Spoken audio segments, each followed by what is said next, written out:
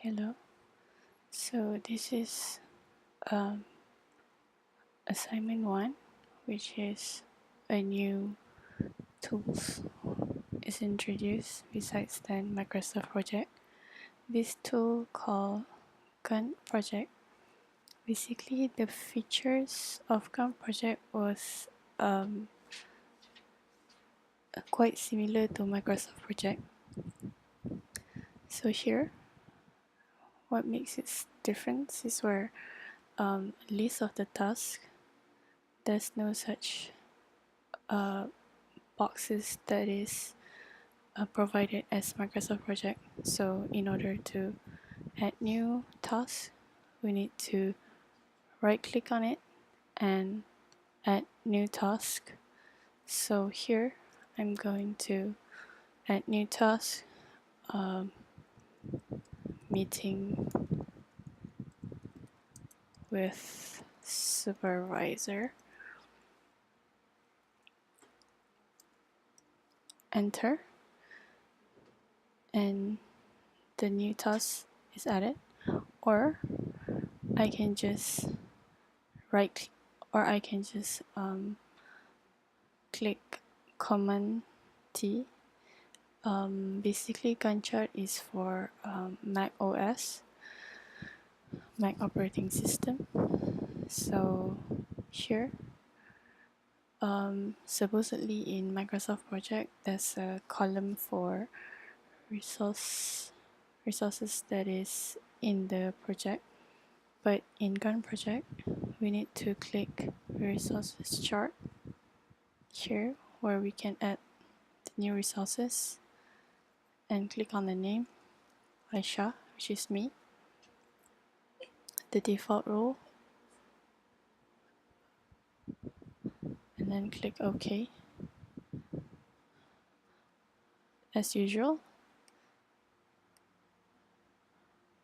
So here, new sources, command hash supervisor.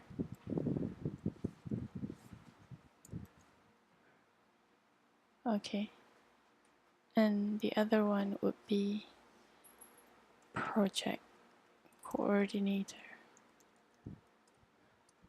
Okay, so here there will be 3 resources that will be in the project team. That is the project team. So here the default role is undefined.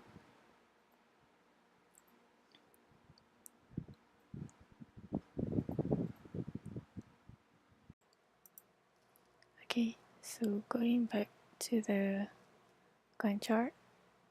So here we're going to indent the task so that it will be subtask. So here in week 1, FYP briefing is the subtask of week 1. So click on it and click indent.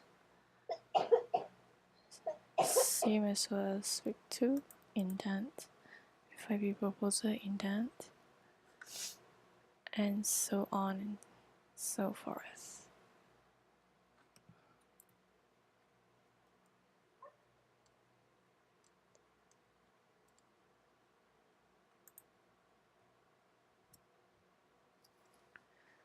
So the task is indented, and now we will proceed with our main knowledge area, which is time management, which involves the begin date, end date, and the resources team that involves within the period of the project. So here as the task was set the begin date and end date. So I will show you the example on setting the begin date and end date on week 7, which from week 1 till week 6 it is completed. So going to the subtask of week 7, supervisor review chapter 1, which is on 5th March. Right click on it and go for task properties, and here click on 7th March and check the box for earliest begin. So it will automatically set to March 7 and click OK. And then here, right click on the second subtask, which will be on 9th of March.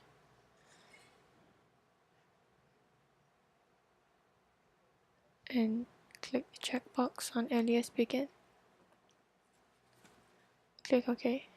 So here, as you can see, on week 7, the task will start on 7th March and will end on 9th March. And the second thing will be assigning the resources. So for FYP briefing, right click on it, click on task properties, resources, so add, and click the upper arrow, click the resources that need to be in a specific task. So for this one, for the FYP briefing will be only the project coordinator. So click OK.